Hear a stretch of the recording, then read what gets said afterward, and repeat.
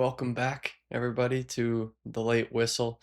If you've watched the show before, and welcome for the first time, for those of you who this is your first time tuning in. In this episode today, it is currently July 4th, which is the second day of the beginning of the Summer League. There was two games that happened yesterday, and I wasn't able to get this episode out in time before that. But I think it will still be helpful for those who are planning on tuning in to some of the games to figure out of the guys who weren't drafted this year, because I feel like it's usually easy to remember the most recent draft, who was picked, and who you kind of want to watch for in that. And those are the type of people that the commentators and the media outlets, they're always talking about the rookies. It's the new thing, and that's what's going to get people watching. But there's a lot of great second year players, some third year players, others who have been in the league for a little while and are still trying to find a way and find their role in it. There's a lot of these guys who this summer league can be so impactful for them, can really tell a lot about what they could do this season going forward. And I wanted to go through the list of the NBA teams, go through their summer league rosters, and discuss the players that I'm excited to watch, and then talk a little bit about why and some things to look out for when you're watching these summer league games. So this could take a little bit of time, so I'm going to get right into it. The first team we're going to cover is the Atlanta Hawks. And this is a team that has Kingston Flemings coming in as a rookie who people are going to be very excited to see. And their young talent as of now, if we look at the roster that they have, I just have it pulled up on the screen here to the side. They have Jacob Toppin. They drafted Zuby Ejiofor in this draft here. But other than that, if you ever happen to look at the roster for this team, there's not many big time names. It's Kingston Flemings, Zuby Ejiofor, who was drafted this year, and the one that I'm looking forward to as a second year is Asa Newell. He had some signs of being a high quality role player in the NBA during his rookie season, but there's a pretty crowded front court room because Jalen Johnson played a good few games this season. Onyeka Okongwu, you see Risa Shea at the three. There wasn't too much of a role for Newell in his first NBA season. And I think that with the slightly long, well, they played in the first round, but with the offseason that they've had so far, there's been some time for Newell to work on some things in his game. The athleticism is there. We need to be able to see if he can put the ball on the ground, get to the paint. How's the shot going to come along? And I think that this summer league for him is really just seeing if that normal second year progression has taken place. Nothing, it doesn't need to be perfect, but if you come into the summer league as a second year and you look the same as you did in your first, it can sometimes be an issue. And this is going to be the same for a lot of these players, but this is one of the more boring teams to cover in this aspect, just because there's not too many of those older guys who have something to prove that have been around the team before, and Newell's really the guy for them. For the Celtics, it's Hugo Gonzalez, or Ugo Gonzalez, I'm pretty sure is the proper pronunciation. In his rookie season, he was a hustle guy for the Celtics team, would dive on the floor, would cut to the basket, doing all of the dirty work. And we could see that he could play those NBA minutes as a rookie. And I don't think that's going to change going into his sophomore season. But I want to see if there's some sort of offensive development there. With Jaylen Brown recently being traded to the Philadelphia 76ers, and in return they got Paul George and some picks. Paul George is not going to be the long-term three for the Boston Celtics. He's getting up there in age, and we don't know how he's going to regress as the years go on. We've seen some pretty steep drop-offs from the all-star player that Paul George used to be in the past number of years. He's still a quality role player, and he will start for this team. But there's really a role for Ugo Gonzalez to come in the Celtics, play some good quality minutes, and eventually he could be that starter at the three. They have other guys who they like to play at the wing spots. I think Sam Hauser. Um, also, I'm trying to think who they have. If we go to the Boston Celtics roster really quickly.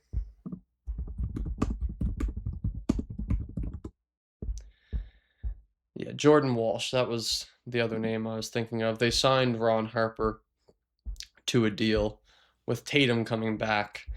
There's a lot of players who need to get playing time here, and Hugo Gonzalez will get playing time purely for his defense, but if he wants to be a near 30 minute per game player, I think the offense has to show a bit of a sign of improvement, and I think he can show that in this summer league, especially with the time off that the Celtics had after losing pretty early in the playoffs.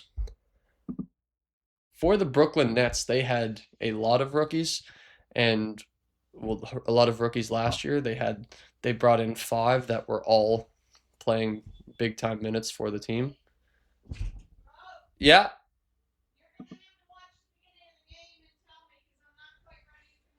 Okay.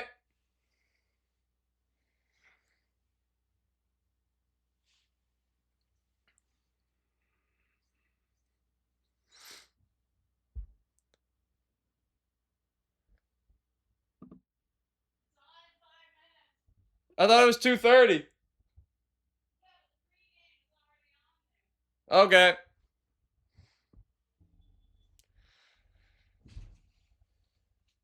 Yeah, so for the Brooklyn Nets, there were a number of rookies that they were playing big time minutes last year, and they are all on the summer league roster for them this year. So I think it's with having Yegor Daleman, with having Drake Powell, Ben Suroff, Nolan Traore is injured. I think he had a some sort of knee issue, and I think he had surgery on that somewhat recently, so he's going to be out for summer league, not on the roster. Those three guards in particular, the ones I mentioned before Traore, in this summer league, all three of them have to show in some capacity what jump they've made. Because the Nets also drafted Michael Brown, and I assume that he is going to be the day one starter at that position. Maybe not if one of these guys can really show uh, the lead ball handling abilities that you need in a point guard. I don't think Yegor will be a one going forward. I think he's going to be more of a catch and shoot shooter with some passing chops if he puts the ball on the ground. Drake Powell's obviously not a point guard, he's more of a wing. But Saraf, if he can show that he can really lead this offense, there's potential for him to stay in the rotation. But that's really the thing is it's unlikely that they all play meaningful minutes next season. So this summer league and also the preseason can really be a proving grounds for this group to see who will be a part of this franchise in the long term. And then I also mentioned Danny Wolf because he showed some signs in his rookie season, but there's also some glaring holes in his game. I think he can show a bit of what he's improved on in this summer league as well. The Charlotte Hornets are quite an interesting team for this summer league as well. With the departure of Miles Bridges in particular, I think that really opens up some space for Tijan Salon, and he's going into his third season. You don't often see third years in the summer league. He will be playing, especially for a guy who did have some minutes throughout parts of the season, showed some good strides in his second year as well. But I think they really want him to show that he can be the big long four who can defend multiple positions, can knock down a three, can catch the ball and rip it and go to the basket. And I don't assume that they're going to have the ball in Tijan's hands a whole lot in this summer league. But if he can show that he's a dominant force at least, even if the shot creation isn't the main aspect, I think it could be a very beneficial summer league for him and his development. And can make the Hornets a sneaky, I don't want to say playoff team because the East is so loaded now, but play in for sure because a lot of people are thinking that this team's going to fall apart without LaMelo. I don't think that's the case. I still think they're a very solid team. And if Salon can take a leap, that would be extremely beneficial for this team. Liam McNeely as well with Sion James and, well, I should have said Concanipple first, but also Sion James, Ryan Kalkbrenner. Those three rookies were stellar for the Hornets last year. And McNeely was actually the odd name out who wasn't really playing meaningful minutes once it got to crunch times in the season. So I think that if McNeely wants to show that he can be around on this team, he has to show some sort of leap this year. I don't believe he came into the league as this big project player who you knew you were going to have to wait a couple of years like you did with Salon. I feel like McNeely was supposed to be, he comes in and can play a little bit of basketball here and there. And he did do that to some capacity last year. But in the second season, I do think there has to be a jump from him. And he can show some of that scoring flashes and getting to his spots in the Summer League. And then also PJ Hall. I think he's just a bit of an exciting under the radar piece for the Hornets. He did some cool stuff in the G League, and then when he got called up, some big rebounding games for the Hornets. I think he could be extremely dominant in the Summer League. So he's just kind of a name I think people should watch out for. The Bulls, I think Noah Essengay has so much to prove in this Summer League. He was supposed to be a project pick at the beginning. You knew he was going to be a project. But his development has to be a bit quicker now, just because of the names that they have on the roster. You have Modus, who's going to be a very good player for the Bulls for a number of years if they don't move some of these guys. They drafted Caleb Wilson, fourth overall. They drafted Dalen Swain, who's another wing. There's a lot of these lengthy forwards who are much more proven than Essengay, I'd like to say, that with him missing his almost entire rookie season, I think his second year there will be some growing pains. He's not going to be perfect right away, but I think this summer league can, instead of just being a freak athlete, I think he has to show some sort of skill development in this, even though he was out for the majority of the season.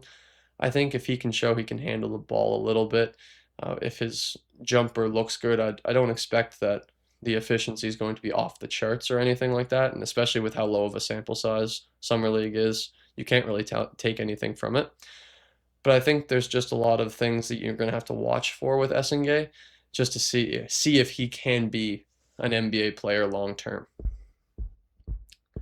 The Cleveland Cavaliers, I let's pull up their thing because I don't remember if their roster was updated. But I have Naquan Tomlin down for them. And yes, other than that, there's not too many names of returning players who are on this roster. The only other one is Malachi Branham. I haven't heard that name in a little bit. And I thought that was kind of interesting that he's going to be on the Cavaliers roster this year. He's still very young.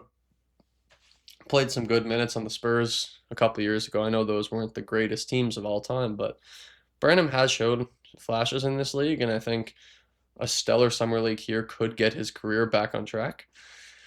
But for Tomlin, he was a freak athlete last year. He's one of the more interesting players to be playing in summer league just because his game is so much based on his hustle, his athleticism, the defending, all of that stuff. And that's usually stuff that doesn't really shine in the summer league. But I think if he can show any sort of development on that end, it could be very interesting to see what role he could play on this Cavs team instead of just being an athletic defender. It's kind of like Ugo Gonzalez, but I have more expectations for Gonzalez. But Tomlin is probably the most interesting piece from the Cavs and someone to look out for if you're. I'm not going to be going out of my way to watch Cavaliers games, I don't think. But if they're playing against a team that I want to see, he's going to be the guy that I'm looking for on their team. The Mavericks didn't really have much going on either for Summer League, but someone who's interesting for me is Tyler Smith. drafted by the Bucks a couple of years ago. I was quite high on him actually. I thought he was going to be a pretty good stretch four type of player who can kind of bang down low, can step it out to shoot, just a versatile bench big sort of player. And he hasn't really had the opportunity to show that. I don't think the Bucks was the greatest fit for his game, but if he can show that those things that he was drafted for, the potential of being an inside out threat in the summer league with the Mavericks this year, it's another player who can get his career back on track, similar to Branham. And with this opportunity here, um, if we're watching the Mavericks, there's not like even the rookies. It's Morez Johnson. I don't know if that's a name that is going to jump off at people and say, "Oh, I need to tune in to this offensive show." Like Morez Johnson's a great player, but it's often for the little things. I think Tyler Smith's just another name that you can look out for when you're watching the Mavericks. The Nuggets, I didn't put anybody, but I wanted to mention that I really would have liked to see Day'Ron Holmes participating in the summer league this year. With the injuries that he suffered and the very little time, he only played in 25 games last year. He missed his rookie season with that injury that he suffered. I know that he's played very well in summer leagues in the past, but I thought this would have been a good opportunity for him to get his legs underneath him. Maybe the Nuggets were just saying, we don't want you to play however many games are in summer league and then preseason and then the regular season, and then they expect that the Nuggets will go to the playoffs as well. It might have just been too much on his body. But I would have liked to see him play at least a game, just like one of those things where one of the top dogs, kind of like Reed Shepherd last year, where he just came in, went crazy, and then wasn't playing anymore. Was that was that Reed Shepherd? I know Jalen Williams did it the year or two before that, but those type of people. Next up is the Detroit Pistons, another team that didn't have too much. It's just there's not a lot of returning talent. I feel like the people I'm talking about, it's not really I have to choose for this. It's just kind of whoever was whoever's a second or third year player who played a little bit, they can get on this list. And some teams don't really have any of these guys, but Chaz Lanier was at times last year for the Pistons in the rotation, not always. But he was drafted as one of the better shooters in that draft last year, the 2025 one. I think he was picked in the second round or late first. There wasn't huge expectations for the first year, but he was supposed to be a league ready player. And with the changes to the Pistons roster, it's I think Duncan Robinson won't be back. That's some space at the two. I know it's mostly the bigs. Well, Tobias Harris isn't a big, but him as a forward and Isaiah Stewart. There are people that were playing minutes that are no longer there, and you can always shuffle lineups to move someone up a position and things like that if there is talent at a position. And Chaz Lanier this summer, if he can show some shot making, similar to what I've been talking about with other players, I think that he can make a push for this Pistons rotation. Before the break here, the last one we'll go over is the Golden State Warriors. I'm extremely excited to see Axel Lendeberg. I missed the game last night, and I saw that he played very well. And I also saw that Will Richard played very well. And that's someone who when I wrote this list up yesterday, he was the guy that I was looking forward to seeing play. He only played 21 minutes last night, had 16 points on 4 for 5 from 3. I know this is one game, but it's great signs to see slightly high volume. He was tied for the most shots on the team. That's kind of what you want to see with these second year players as well, that they take a bit more risk, but still was very efficient in this first game, and is something that this is going to be a game where I go back and watch the possessions for someone like Richard. And in this summer league as a whole, if they can show that he's more than a backup defender, that there is some offensive juice there, I think that can make him much more valuable to the Warriors team going forward. Team Canada is playing in the World Cup against Morocco in about 3 minutes now. So I'm going to go watch that, and then I'll be back to finish off this list. Okay, we're back a day later. We finished off with the Warriors after before I left for the Canada soccer game yesterday. Ended up losing 3-0. That was pretty rough. But rest of the day, I was busy, so I wasn't able to finish this list. I got to watch a little bit of the Kings and Nets game along with the Bucks and Warriors. So got to see some things in those as well that might add to what we're talking about here. And now we can just get right into it with the next teams. So both Houston and Indiana, I don't believe had released their rosters yet for who's actually going to be participating in Summer League. Neither of these teams have a lot of that first or second year talent right now, so I didn't have anyone listed down. Same sort of thing for the Clippers. They haven't yet um, released their team yet, but a name that if he's playing would be awesome to see is Yannick Conan Niederhauser, just to see if some of that second year development has taken place for him, especially with how much more he's going to be asked to do with the Clippers. Brook Lopez is getting up there in age. A full season without Zubats, he's going to have to be the guy to step up right now if the Clippers want to be competitive. And he can also show if he wants to be or is able to be that long-term option at the 5 for them as well. The Lakers, my name I had down was Adu Thero. He played, I think, 20. I had the box score up here. But in that first game against the Warriors, that was the Friday night, one of those first Friday night Summer League games. He played 21 minutes, scored 9 points on 3 for 10 shooting.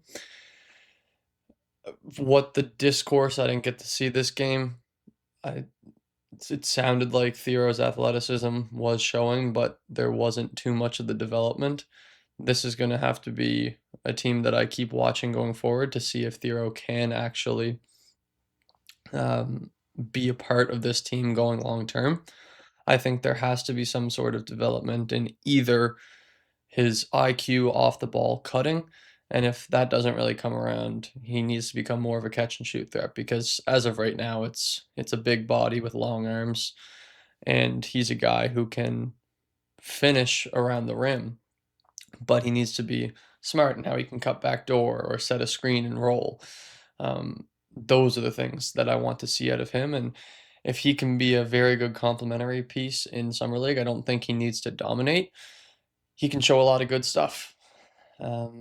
So on the Lakers, that was really it for guys who are second year. Cameron Carr will be interesting to see going forward as well.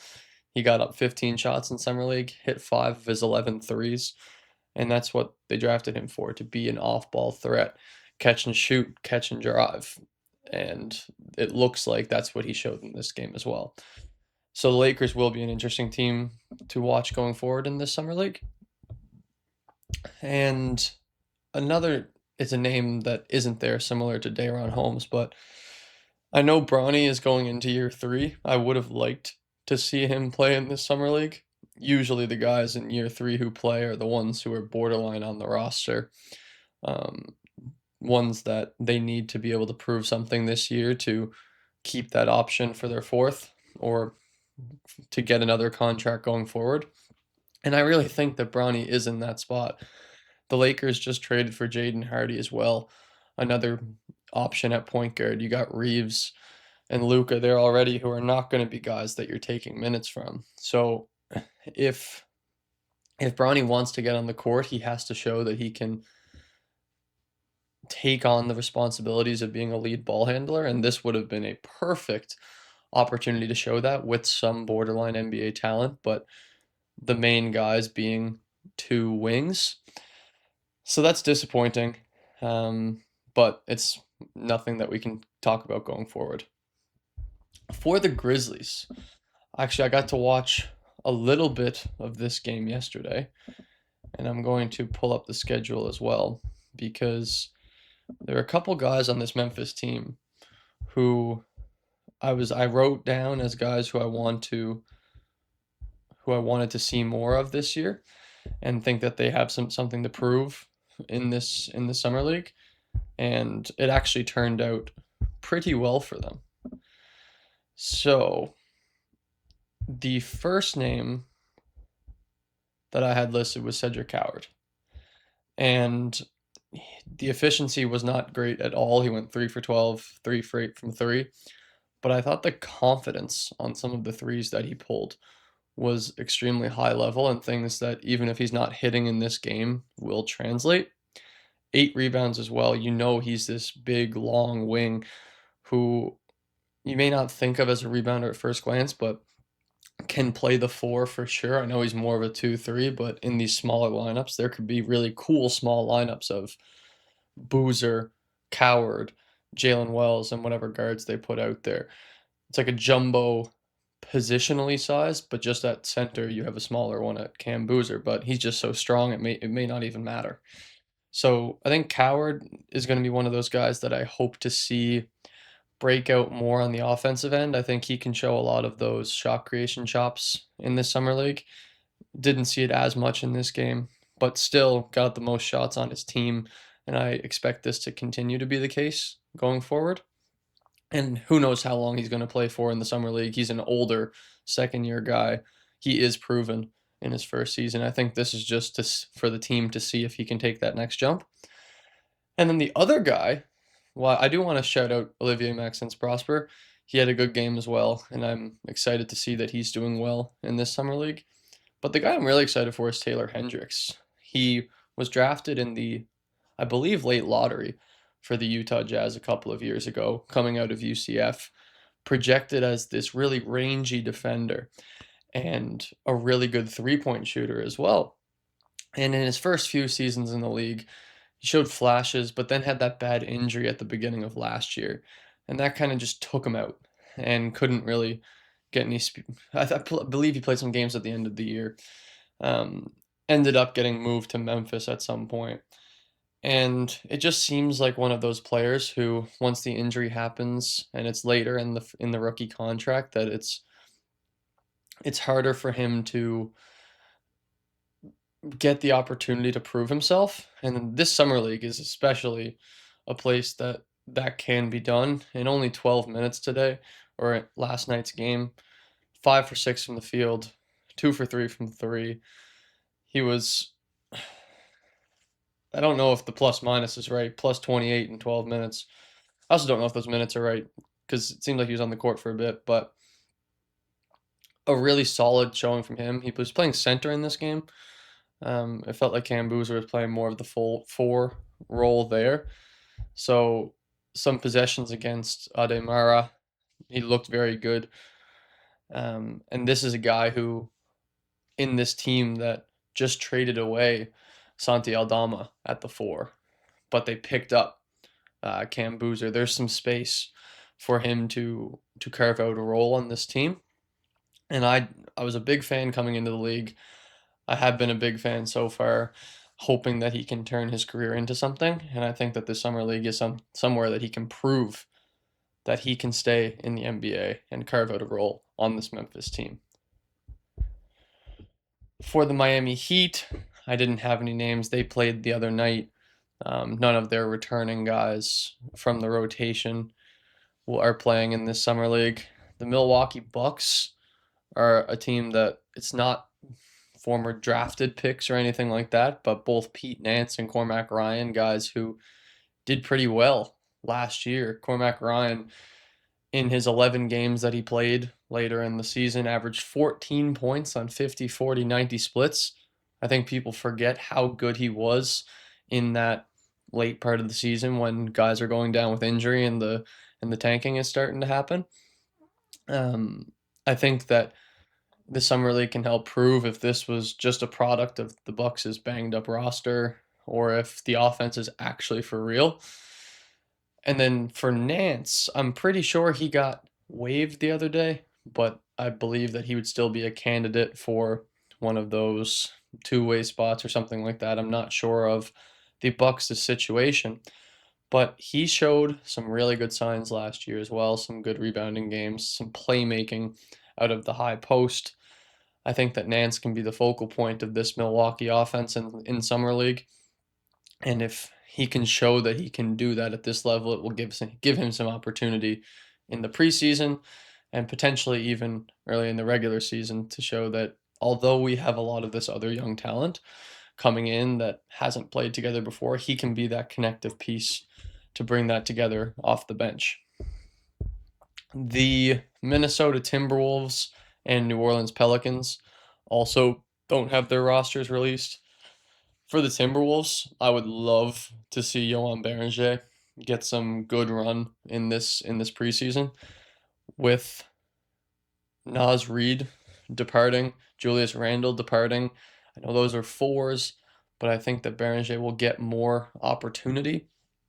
Who knows how long Rudy Gobert will be around for, and if Beringer can show that he's a very solid option at center, he can be the building block going forward. And the Summer League can show that he's more than just a athletic freak around the rim.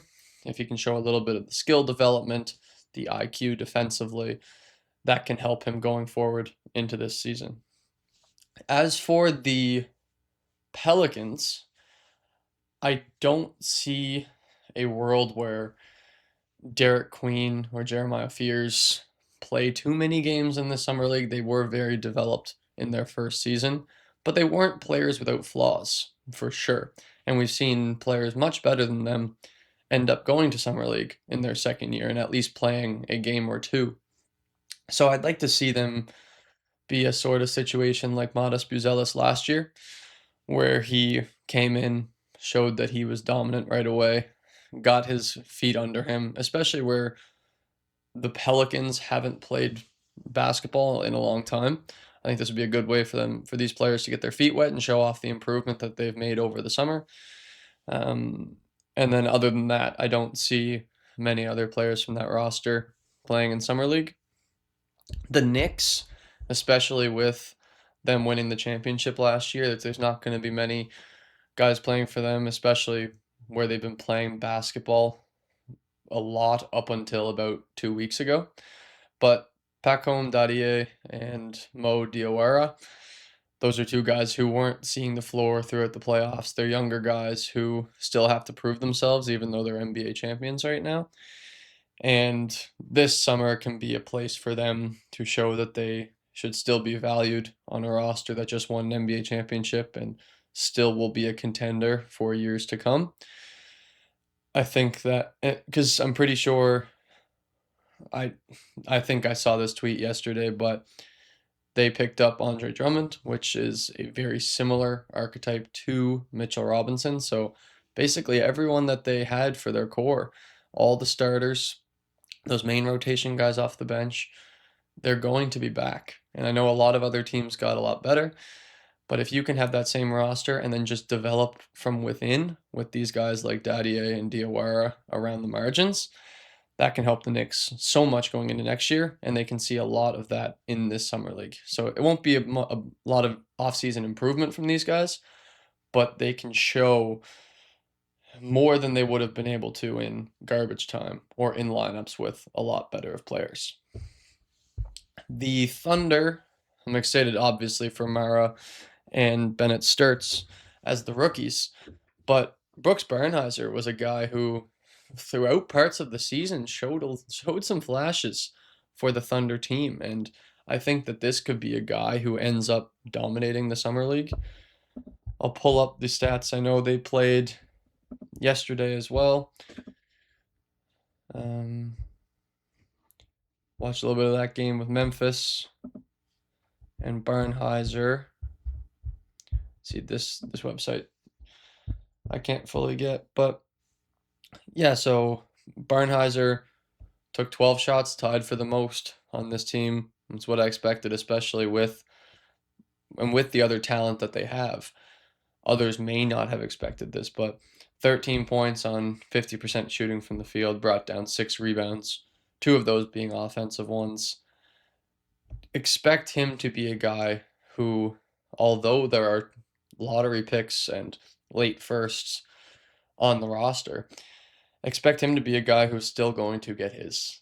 And with the way that the off seasons went for the Thunder and Aaron Wiggins moving on from the team, Isaiah Joe, there's going to be space for that end of the bench, the 11th, 12th, 13th man when the OKC injuries inevitably happen. There's going to need to be people to step up. And Bernheiser possibly could be one of those and show that in this summer league. Sorry about that. The Orlando Magic may have the record for the most amount of players that I want to watch in this summer league. Getting two out of the way. Ricky Council IV is one of my favorite college players I've ever watched. So him getting moved on from after some time in Philadelphia, I'm excited to see what he can show with the Magic in this summer league. And then Cam Reddish is back in the NBA after playing a season in a pro league overseas. Was it overseas? I can't remember where he played. If you told me it was a league in Mexico, I wouldn't say you're wrong, but it was probably overseas. But the two of them, they've shown flashes in the NBA. Cam Reddish came in, people thought he was going to be Paul George light, and that hasn't happened so far. But maybe he can show a little bit more of something with the Magic. He ended up with the Lakers being more of a defender, and the jump shot never really came along. But if he can show some of the shot making chops in this summer league, I know he's very old for summer league and he should dominate. If he doesn't, I think that it may be the end of an NBA career for him, but it's exciting to see a guy get another chance. As for the younger players, Jace Richardson will hopefully play more than a couple games in this summer league. He had some opportunity to shine last year throughout stretches of the season. He's a very good shot maker, very athletic. I know he's a small guard, but he can do a lot on the basketball court. And I think he could be one of those candidates in this summer league to dominate. You look at him and you're thinking, oh my gosh, how is he in the summer league? But you forget that he's only a second-year player. He could be one of these guys I think could have a big jump in the summer league. And then Noah Penda was another guy from that draft last year for the Orlando Magic who showed some signs through the regular season, and you just want to see development in this summer league. The 76ers have yet to release their schedule. The Phoenix Suns, I'm looking forward to Rasheer Fleming, one of those guys I liked coming into the league. They had a pretty big rookie class last year, if I remember correctly. It was him, Maluach, Kobe Brea. I feel like they may have had another. I feel like there was another guy, but Fleming is one of the ones who didn't get as much opportunity in his rookie season. None of those guys really got any opportunity, but I'm big on Fleming and the physical tools that he has, that he can become a rotation player in this league. And I'm not looking for anything in particular with him and the Phoenix Suns, but I'm excited to see it.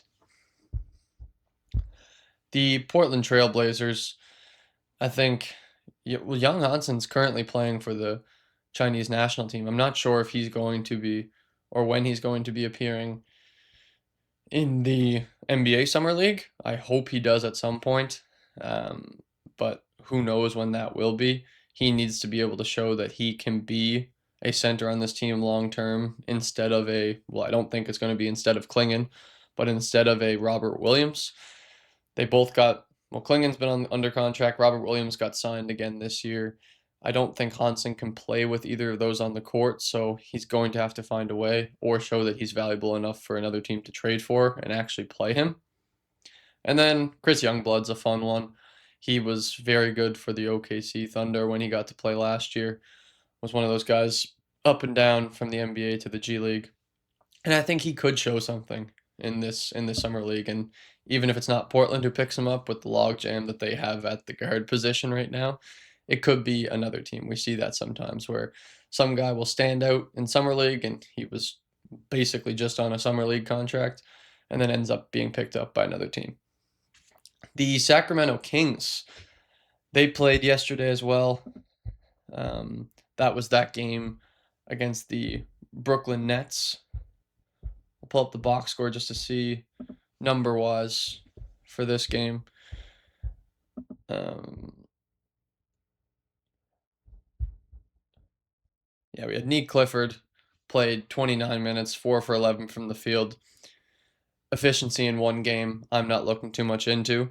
I saw some cool stuff from Nick Clifford. I remember I was watching during supper on the smaller TV, and he hit a nasty little between the legs step back jumper in someone's face, and I thought it was Darius Acuff who hit it, and then they say the screen. I don't remember if they zoomed in on the screen or if they just said his name, but then they say Nick Clifford, and I was like, whew, I don't remember seeing any of that last year.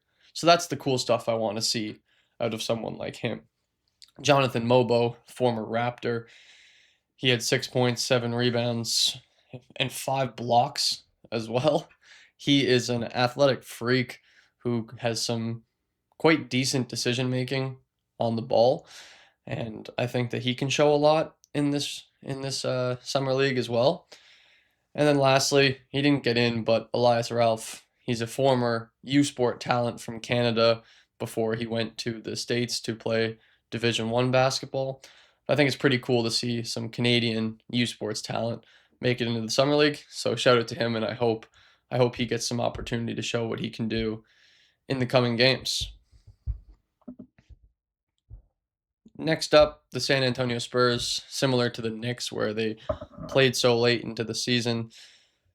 There's not too many guys, but Carter Bryant eventually will be getting a little bit of run. He showed that he can play in an NBA Finals as a disruptive defender who can maybe get into the head a little bit of the stars on the other team. His three-point shot was actually one of the more positive things out of his rookie season, which was a bit more of a swing skill when people were looking at him coming into the NBA. But he really showed that he can shoot the ball even on low minutes when he's coming in from sitting on the ground. I think this is a great opportunity for him to just gain some confidence against that lower level competition that he wasn't going against in the playoffs. Show that he can play a greater role in the offense than he did in the regular season and playoffs. There's going to be a lot of really good wings in San Antonio, and Carter Bryant is a second year player. So he's going to be given a little bit more opportunity than maybe an older player would, but he does have to show something in his second year. And if he can show a little bit of that offensive juice in the Summer League, all the better for him. Now to the last couple of teams, the Toronto Raptors. This is what I love, love, love to see. Colin Murray Boyles, after being, I'm not going to say arguably the best because Scotty Barnes, I think, was easily the best player in that Cleveland Toronto series, but there were times when Colin Murray Boyles was the most impactful on the court. Throughout the entire series, he was probably a top 3 player, maybe top 2, even though the Raptors lost that series. He was incredible in that playoff run, was really good to end the season, and just progressed from October all the way to April and showed to May as well, but showed all that he can do for this Raptors team and why he shouldn't have been included in those trade talks for Kawhi. The Raptors knew they had something special in CMB, and they made sure to keep him paying a premium of draft picks to be able to do that. And he's playing in summer league after a really good playoffs, and he has the opportunity to show more of the offensive ability that he showed at South Carolina in college. That's why he kind of got some of those comparisons to Julius Randle, because of that ability to put the ball on the ground, drive hard to the basket, and finish below the rim.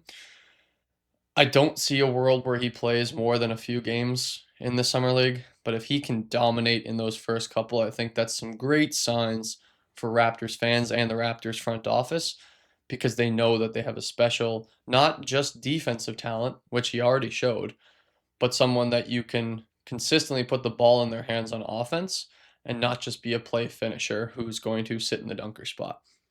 And then Elijah Martin as well, one of the best players in the G League last season, coming off of a national championship at Florida. He's an undersized guard.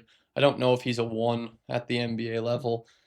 He'd be an undersized two, but he's a feisty defender. He showed that he can shoot the 3-point shot, a really good finisher around the rim as well, and he got that contract. He got a fully guaranteed NBA contract this offseason.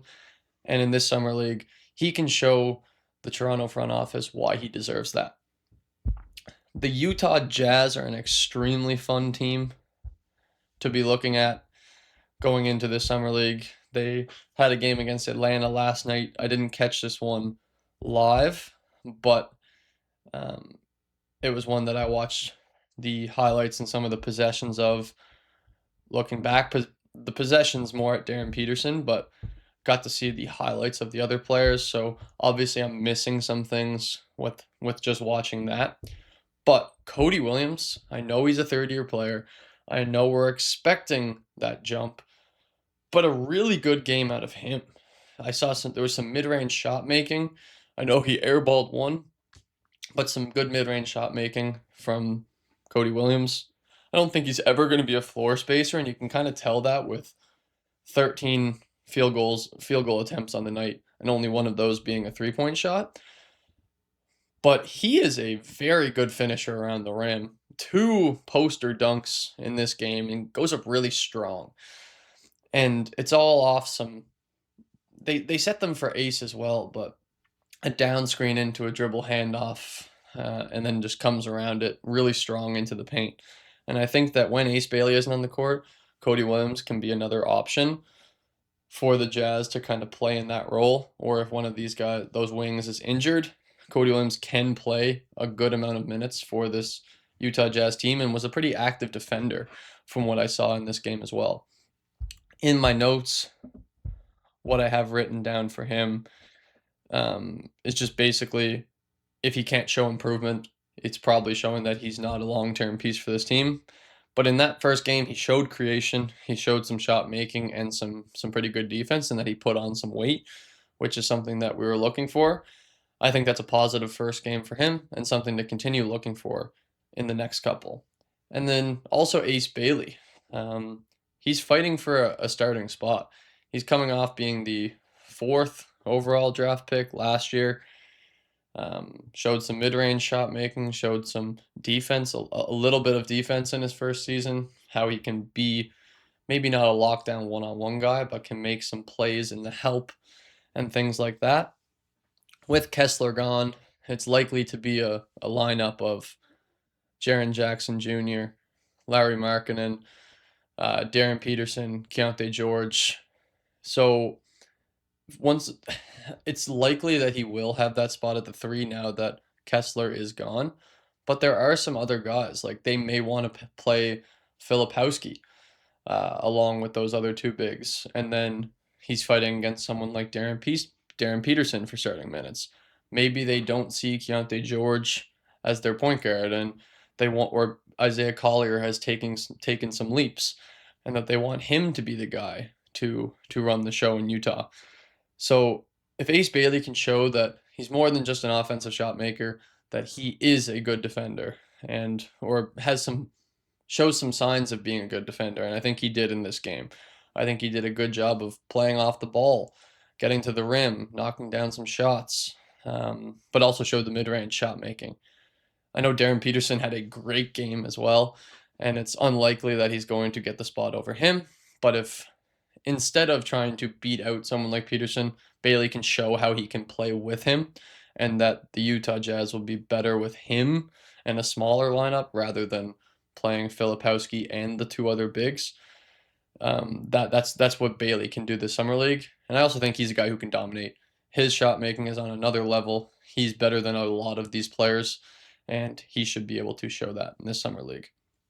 And then lastly, the Wizards haven't yet released their team yet either. And from this team, the main guy I want, well, there's multiple. The main guy I want to see is Trey Johnson. He is an incredible offensive talent. We saw, if you watched that video that the Wizards put together about the off season, and I think they said something like jump season, that Trey Johnson has put on a lot of weight since last year, and that's another thing that NBA fans wanted to see, just because he wasn't physically dominant in any capacity in his rookie season, but he showed the shot making. If he can be physical with that shot making and show that off in summer league, this could be a scary team with Trae Young. You don't even know who's going to be that next spot because Keyshawn George has shown so much. So I'd feel like they'd give the nod to him first. DeBonsa, Anthony Davis when healthy, and Alex Sarr.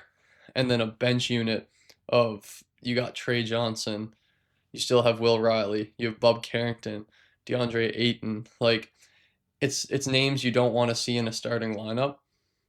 But as a bench unit, it's quite impressive. So if Trey Johnson can show that he can be a main rotation player, show the physicality in this summer league, it would be great.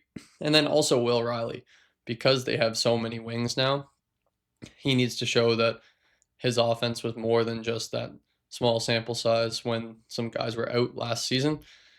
A very solid player who can show more in this summer league. So that's about it for this.